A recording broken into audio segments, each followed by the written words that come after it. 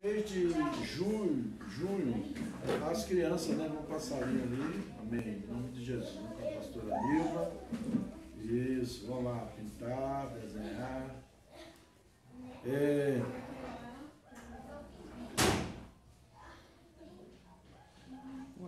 Amém. Como eu falei que esse mês eu falaria sobre o que é o Ministério de Louvor e Adoração, às vezes as pessoas não entendem muito essa questão do louvor, essa questão da adoração na casa de Deus.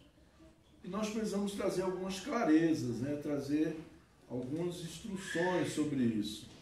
Então eu vou, talvez não, hoje eu não vou conseguir trazer toda a palavra, que ela é um pouco comprida. Eu devo continuar na semana que vem e possivelmente vai ser umas 3 semanas para eu concluir esse tema, mas é um assunto importantíssimo que eu quero que a igreja conheça, que é sobre o tabernáculo de Davi.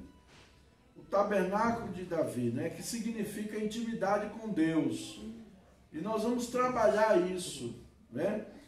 E quando nós lemos, vamos abrir novamente o livro no livro de Atos dos Apóstolos, no capítulo 15, no versículo 16 e o versículo 17, Atos dos Apóstolos, também quietinho ali, gente. 15, versículo 16 e 17. Ele diz assim: depois, cumpridas estas coisas, voltarei e reedificarei o tabernáculo caído de Davi, e levantando de suas ruínas, restaurá-lo-ei, para que os demais homens busquem o Senhor, e também todos os gentios, sobre os quais tem sido invocado o meu nome. Amém? Pai, em nome de Jesus, eu quero nesta noite trazer uma palavra de clareza, uma palavra de edificação, e eu te peço que o espírito de sabedoria, o espírito de revelação, venha aqui nesta noite, trazendo clareza nesta palavra que será ministrada. E que eu venha trazer com clareza, Senhor, os princípios, os marcos que estabeleceste na Tua palavra, para que nós possamos seguir, Senhor, para que nós possamos partir daquele princípio e seguir em frente, em nome de Jesus. Em nome de Jesus. Amém. Bem, a palavra tabernáculo, ela significa habitação. Nós encontramos no Velho Testamento, Deus, ele desejou habitar com os homens. E ele falou com Moisés e disse a Moisés para Moisés construir um tabernáculo. Deus mandou Moisés construir um tabernáculo. E Deus deu o modelo do tabernáculo para Moisés. Só que aqui nós vemos outro tipo de tabernáculo, nós vemos o de Davi. E aí você pergunta, comece já a pensar, por que Deus mandou, Deus falou que iria erguer o tabernáculo de Davi, e por que Deus não falou de Moisés, se foi o primeiro tabernáculo? Se foi o tabernáculo que ele mandou construir, que ele deu o modelo para que fosse construído, porque Deus não falou que iria restaurar esse tabernáculo, mas o de Davi. Então nós vamos trabalhar em cima desse texto, desse assunto, né? E trazer clareza sobre isso. Nós encontramos aqui no capítulo 15, quando Pedro foi lá na casa de Cornélios, e ali anunciou o evangelho, e Paulo e Barnabé também pregou aos gentios. E os gentios, o que eram os gentios? Os gentios era todo aquele que não era um judeu. A igreja começou no meio do povo judaico. Então havia muita tradição judaica, muita coisa da circuncisão, a guarda do sábado e essas questões. Só que os gentios não tinham isso, eles não guardavam sábado, eles não tinham circuncisão, eles não tinham certos preceitos que havia no judaísmo. E esses homens queriam batizar, e foram batizados.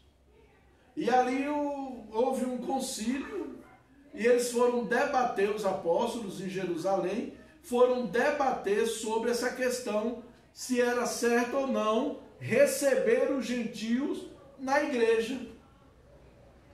Porque na visão deles, o evangelho deveria ser apenas para os judeus.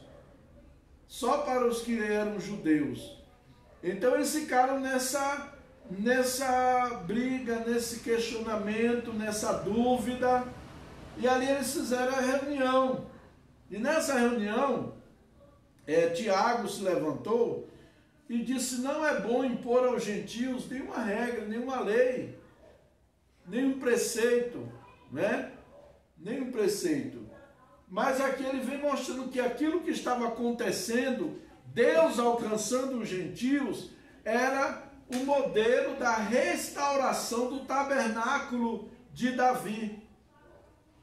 Porque no tabernáculo de Moisés havia restrições. No tabernáculo de Moisés haviam certos preceitos. Então nem todo mundo podia entrar na presença de Deus. Apenas o sacerdote entrava na presença de Deus, e uma vez ao ano, para oferecer sacrifício. E aquele sacerdote, se ele entrasse e ele tivesse em pecado, ele morria lá dentro. Então ele entrava amarrado com um cordão, que ficava até lá fora, aquele cordão, e ele entrava com os sinos de romã, um bocado de romã em volta dele, amarrada, porque na hora que Deus recebia o sacrifício, aqueles sinos começavam a bater um no outro, porque o sacerdote, eu acredito que ele ficava cheio da presença de Deus, cheio do Espírito Santo, e ali ele começava a fazer barulho, aquele sino. Mas se não acontecesse nada, ninguém podia entrar, era porque o sacerdote tinha entrado em pecado. E se ele tinha entrado em pecado, ele tinha morrido ali. Então as pessoas tinham que puxar lá de fora do barbante, porque quem entrasse para tirar ele lá, morria também. Então esse era o tabernáculo de Moisés. Era um tabernáculo com restrições. Era um tabernáculo que nem todo mundo podia entrar na presença de Deus. Era um tabernáculo que apenas o sacerdote que entrava na presença de Deus. Era um tabernáculo que exigia sacrifícios continuamente. Eles sempre ofereciam sacrifícios. E agora nós vemos um novo modelo de tabernáculo. E é isso que a gente vai trabalhar, né?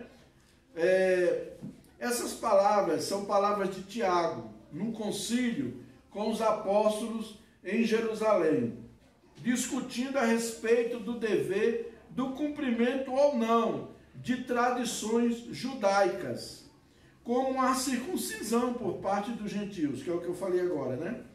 Tiago, concordando com Pedro, Paulo e Barnabé, diz que a fé em Jesus é suficiente à salvação, e cita uma profecia de Amós a respeito da reedificação do tabernáculo de Davi por parte de Deus. A profecia se encontra em Amós capítulo 9, versículo 11, quando ele diz: naquele dia tornarei a levantar o tabernáculo caído de Davi, e repararei as suas brechas, e tornarei a levantar as suas ruínas, e o edificarei como nos dias da antiguidade. Lá Amós profetizou isso, no Antigo Testamento ainda. Essa vontade de Deus em ter de volta o tabernáculo de Davi, que está caído, é interessante. Para entender bem o tabernáculo de Davi, precisamos conhecer os outros pontos de adoração que existiram. Primeiro, havia o tabernáculo, como eu falei no início, que era uma tenda. Do tempo de Moisés, foi construído conforme a visão celeste de Moisés, Deus deu uma visão, Deus falou para ele, olha, faça tudo conforme o modelo que te mostrei no monte. Foi Deus que mostrou para Moisés como deveria ser o tabernáculo. Ali os sacrifícios eram oferecidos regularmente pelos sacerdotes. E havia separação entre o pátio para o povo, o santuário para os sacerdotes e o santo dos santos, em que o sumo sacerdote entrava uma vez por ano, no dia de Yom Kippur, que era o dia da purificação, para oferecer o sacrifício pelos pecados da nação. Este tabernáculo era móvel, e nos dias da peregrinação pelo deserto, o povo levava por onde ia. Então esse tabernáculo, eles onde chegavam montavam, era muito bonito, tinha as cortinas, tinha as argolas, tinha tudo. E por onde eles iam, eles levavam esse tabernáculo. Porque esse tabernáculo era o símbolo da presença de Deus. Ali eles tinham a arca. Ninguém podia chegar perto da arca, só os levitas podiam levar a arca.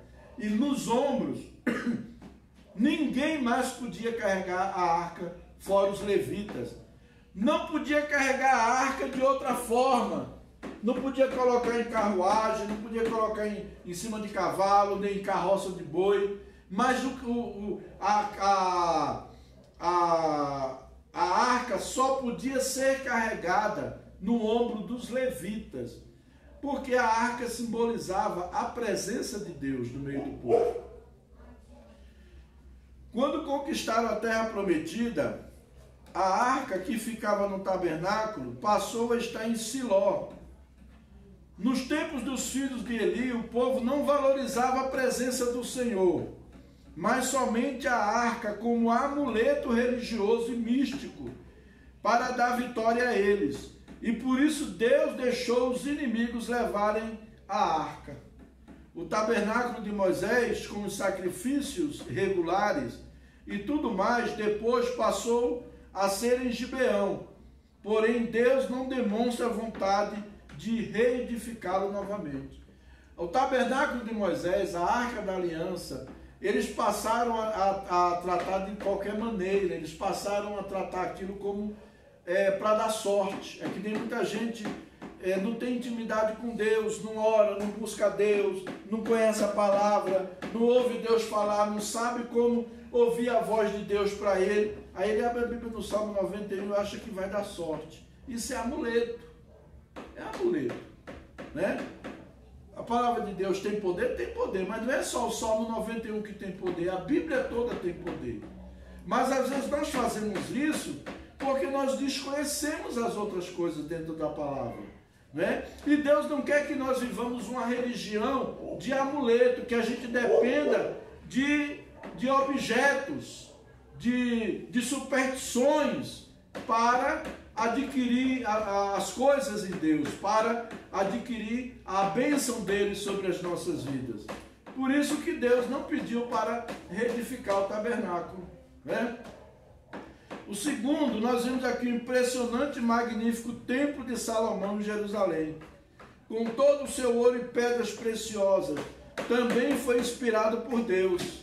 Este templo também foi destruído por causa do pecado do povo de Israel, quando Nabucodonosor invadiu Israel.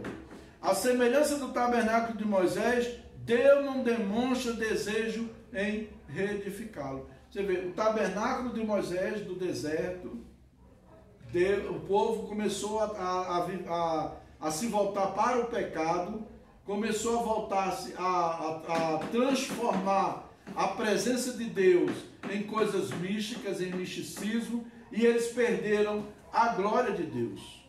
A verdadeira adoração que era para eles darem a Deus, porque o objetivo da arca era para eles adorarem a Deus, oferecer sacrifício em adoração a Deus.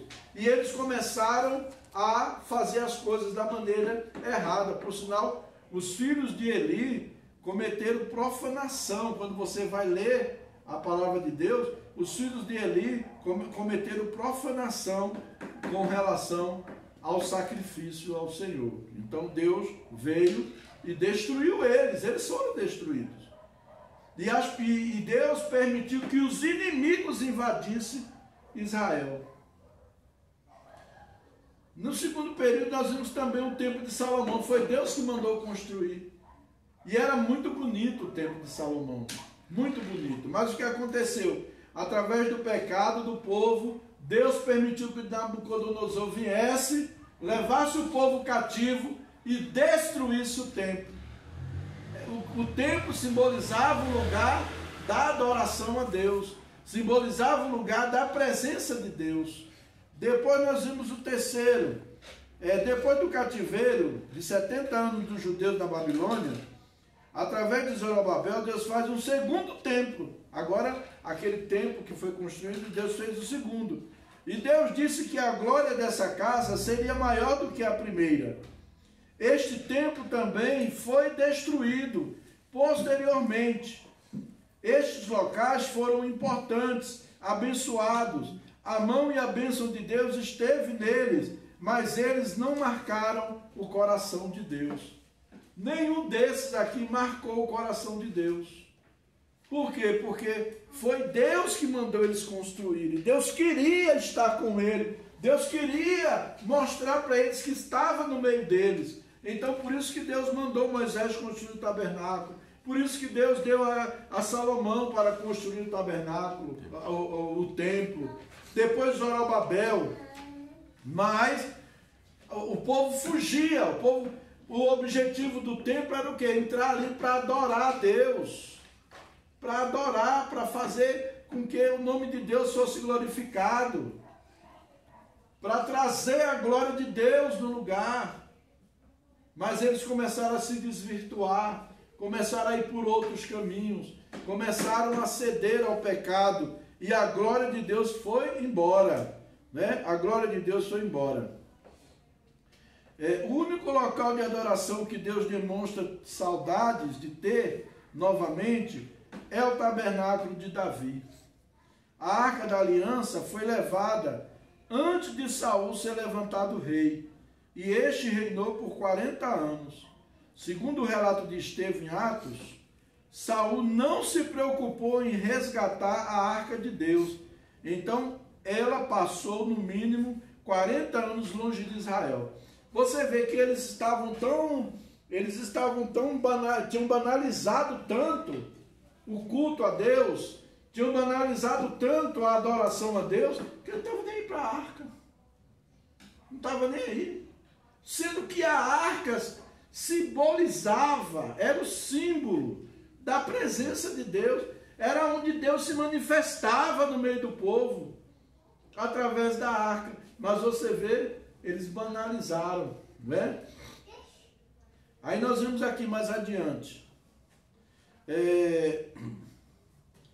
Logo que Davi subiu ao trono, ele se preocupou em trazer a arca para si, pois ele queria a presença de Deus junto de si, governando a nação.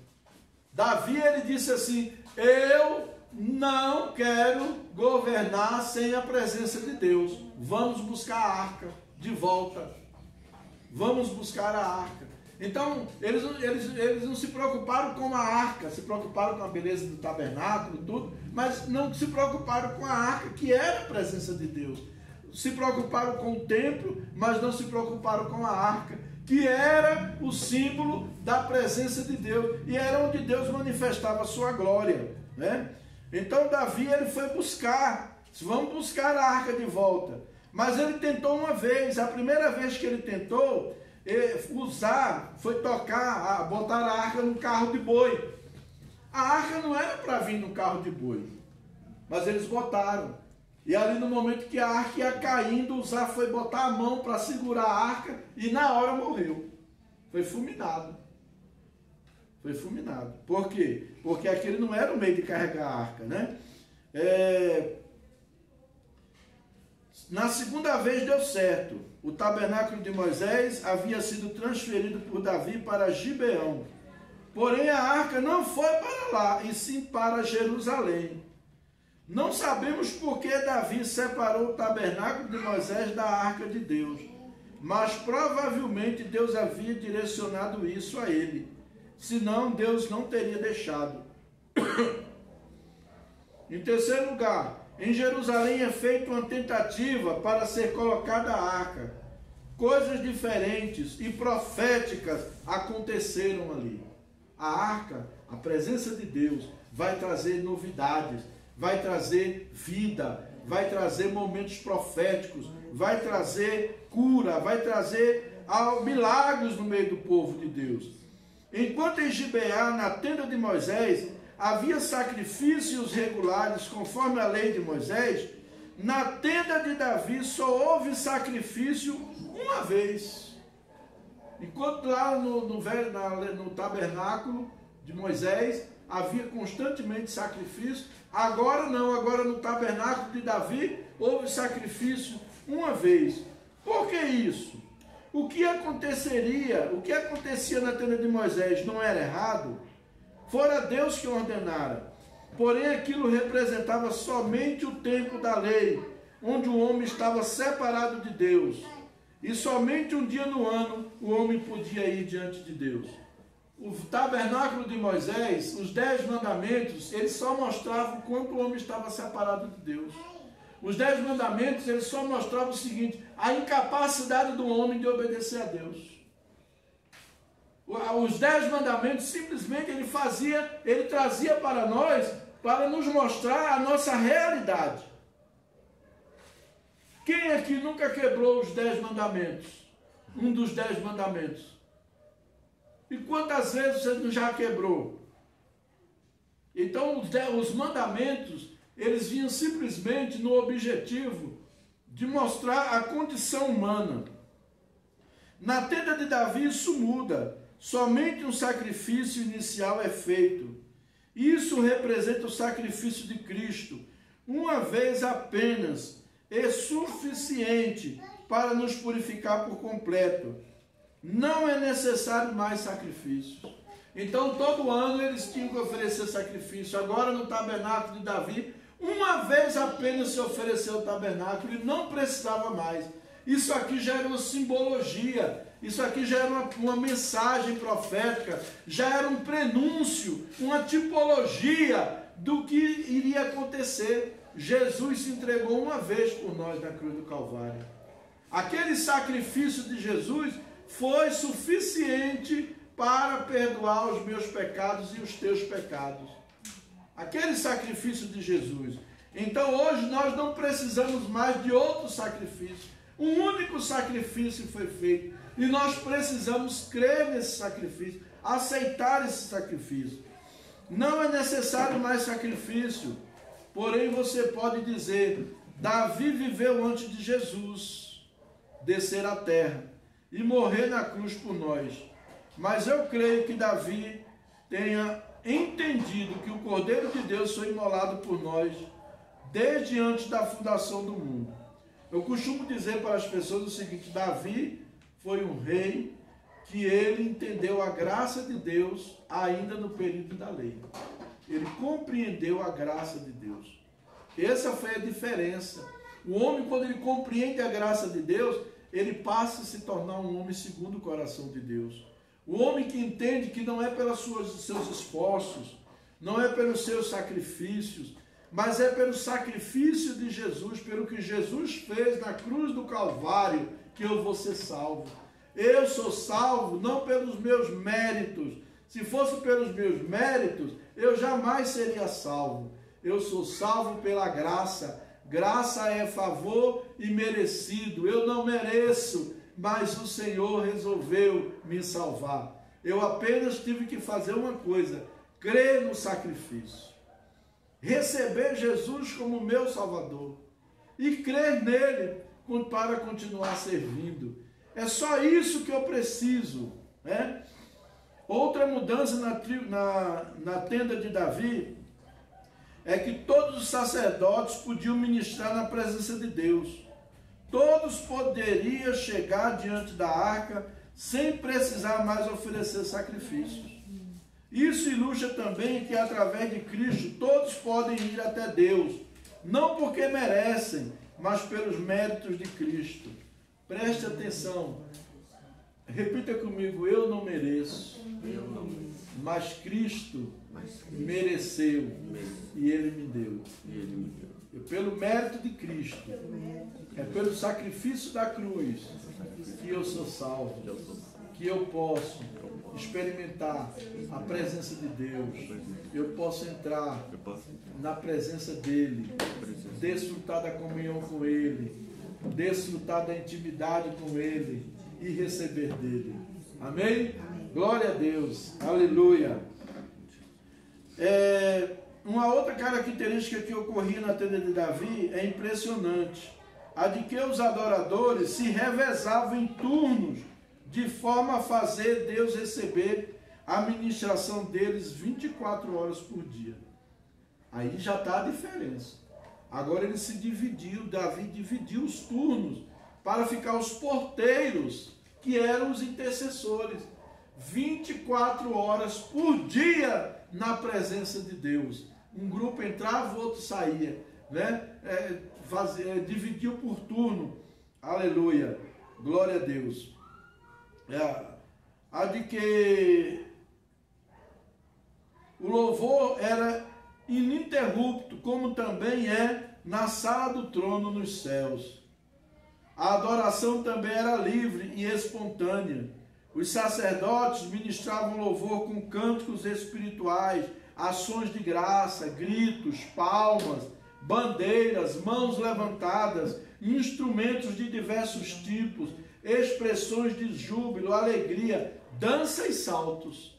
Ao ponto de Davi, quando ele vinha dançando de frente da arca, Mical, sua esposa, criticou ele e disse que o rei parecia um louco.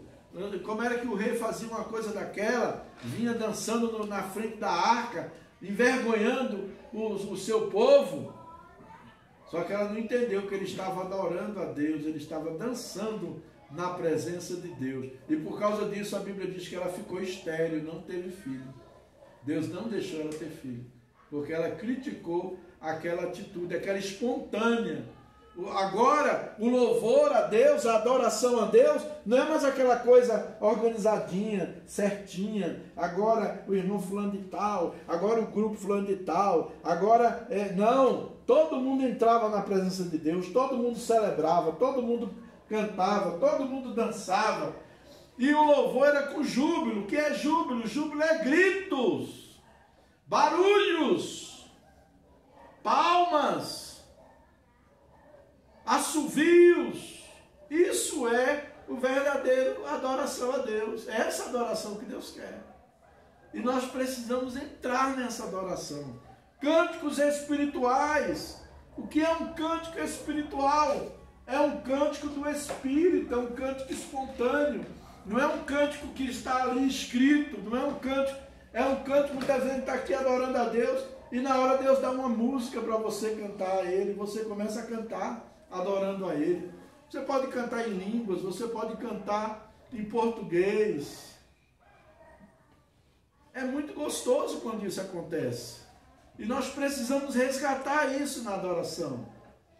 Nós precisamos resgatar isso no louvor da casa de Deus. Nós precisamos trazer isso de volta.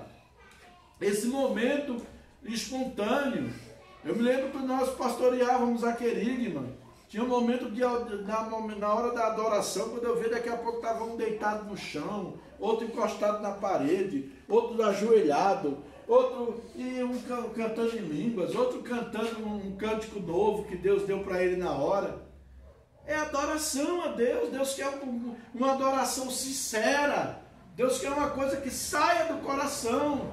Deus não quer uma coisa programada, uma coisa engessada. O tabernáculo de Moisés simbolizava a velha adoração, aquela adoração engessada, aquela coisa que ficou monótona, aquela coisa nostálgica, né? Porque no passado Deus fez isso, Deus fez... Não! A verdadeira adoração a Deus, nós vamos viver o presente. Deus vai fazer agora. Ele neste momento ele vai agir na hora do louvor. Na hora do louvor Deus, Jesus cura. Na hora do louvor Jesus liberta. Na hora do louvor Jesus batiza com o Espírito Santo. Na hora do louvor Jesus dá visão, arrebata pessoas. Na hora da adoração, esta é a verdadeira adoração a Deus. E é essa adoração que Deus quer. Agora, para que haja essa adoração, é preciso que nós vivamos, busquemos uma vida correta diante de Deus. Nós busquemos uma vida de intimidade com Deus. E uma vida de intimidade com Deus é nós abandonarmos o pecado. É nós dizermos não para o pecado. E entrar na presença de Deus com liberdade, com confiança, saber que Ele é o Senhor das nossas vidas. Amém? Então Deus, Ele vai operar. Deus vai fazer maravilhas. Eu já vi no momento de louvor Jesus curar pessoas com câncer. Jesus curar pessoas que estavam com obra de macumbaria, vomitar a obra de macumbaria na hora do louvor. Né? Eu já vi isso acontecer. Deus faz. Pessoas que estavam no culto. Uma vez a gente estava num culto e Deus colocou no meu coração para a gente marchar. Vamos marchar aqui, vamos sair, dar 7 voltas aqui em volta dentro do salão. Quando a gente começou a marchar e estávamos dando as voltas, aí uma pessoa caiu endemoniada na hora. Por quê? Porque o demônio estava ali alojado, escondido na vida da pessoa, e a pessoa precisava ser liberta. Então, o verdadeiro louvor, ele traz libertação na casa de Deus. Agora, como é que você vai trazer um louvor para libertar os outros se você não é liberto? Se você está vivendo escravo do pecado. Então, é isso que nós precisamos, buscar em Deus uma libertação, viver uma vida de santidade, de obediência ao Senhor, né? O que Deus quer é isso. Deus não está preocupado com muita coisa. A única coisa que Deus quer é o que nós cantamos: um coração fiel a Ti. Tudo isso tenho para te oferecer. Coloco-me em Tuas mãos, Senhor Jesus, no Teu altar. Um coração fiel. Seja fiel a Deus. Seja fiel. Não seja fiel só aqui no culto, não. Não seja fiel só na frente dos irmãos, não. Seja fiel também longe dos irmãos. Seja fiel lá no seu trabalho. Seja fiel na sua escola. Seja fiel na sua vizinhança. Seja fiel a Deus. O que é que eu não estou sendo fiel? Senhor, eu quero ser fiel a Ti. Às vezes a mulher exige fidelidade do marido. O marido exige fidelidade da mulher, mas aquela infidelidade, muitas vezes, que ela sofre do marido, às vezes ela também está colhendo uma infidelidade que ela tem com Deus. Porque quando a pessoa é fiel a Deus e coloca Deus em primeiro lugar na sua vida, colocar Deus em primeiro lugar e dizer: Senhor, eu coloco minha vida no Teu altar. Ele é íntimo de Deus. A Bíblia diz que o homem que é cristão, o homem que serve a Deus, santifica a sua esposa. A esposa santifica o marido através da oração. Então, muitas vezes, nós queremos que o outro mude, mas a mudança tem que acontecer em nós. Muitas vezes Deus está permitindo acontecer uma coisa ali com o esposo, com a esposa, para mudar o outro. E nós precisamos de mudança. E Deus quer nos mudar. Amém? Eu vou parar por aqui e a semana que vem a gente conclui esse tema. Mas entenda, o tabernáculo de Moisés. Outra coisa, o tabernáculo de Moisés, foi Moisés quem desejou, foi Deus quem desejou. Deus desejou habitar no meio do povo. Sabe qual a diferença do tabernáculo de Moisés para o tabernáculo de Davi? Por isso que Davi é chamado um homem segundo o coração de Deus. Porque Davi desejou a presença de Deus. Não foi Deus que mandou ele construir, agora foi ele que desejou construir o tabernáculo em Jerusalém, a tenda em Jerusalém. Foi ele que desejou que todo mundo adorasse a Deus, que Deus é digno de adoração e todo mundo fosse adorar a Deus. Que maravilha, né? Davi entendeu a graça, Davi compreendeu a graça. E agora Deus estava se manifestando através de Davi. Por isso que a palavra de Deus diz que Davi, Deus fala, achei a Davi, meu servo, homem segundo o meu coração.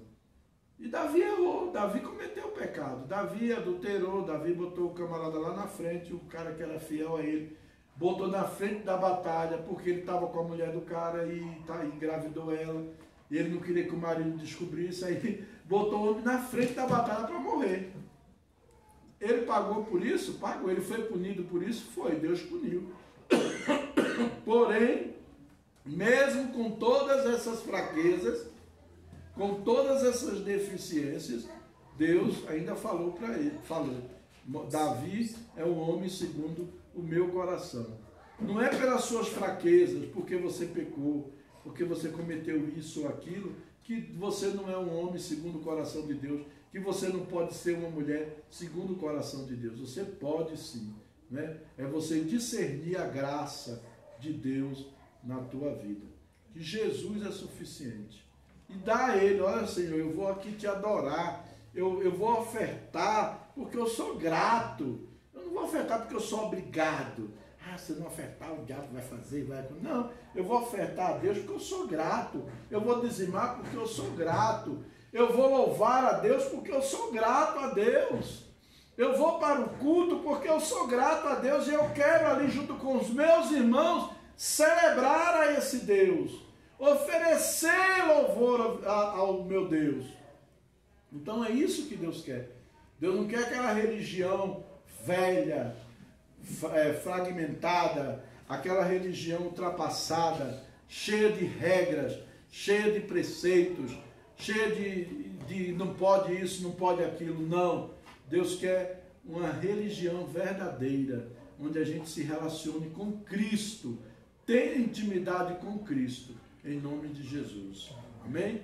Vamos ficar de pé, vamos orar, agradecer a Deus e pedir que o Senhor venha nas nossas vidas e que nós possamos verdadeiramente oferecer a Deus o louvor puro, o louvor verdadeiro, e que nós possamos ser verdadeiros adoradores, né? Em nome de Jesus. Senhor Deus, eu te agradeço nesta noite. Obrigado por tudo que o Senhor tem feito nas nossas vidas. Obrigado por esta palavra e quero pedir ao Senhor que traga aos nossos corações a convicção, a certeza, Senhor, e que nós possamos, através disso, Senhor, através dessa certeza, dessa convicção de filhos de Deus, de herdeiros, que nós possamos ser fiéis a Ti, Senhor, que nós possamos conservar a nossa fidelidade ao Senhor. Eu te peço nesta hora, meu Pai, em nome de Jesus, em nome de Jesus. Abençoa cada um dos irmãos aqui, Senhor. Abençoa todos aqueles que não puderam estar aqui. O Senhor sabe de todas as coisas. O Senhor conhece o coração. Em nome de Jesus, que o Teu Espírito Santo sopre neste lugar. Em nome de Jesus, eu te peço e agradeço, Senhor. Em nome de Jesus. Amém. Amém. Que o Senhor abençoe sua casa, sua vida, suas finanças, suas emoções, sua saúde, sua família, que haja paz e harmonia. E que seja uma semana de vitória na presença de Deus e que você possa se apropriar da graça de Cristo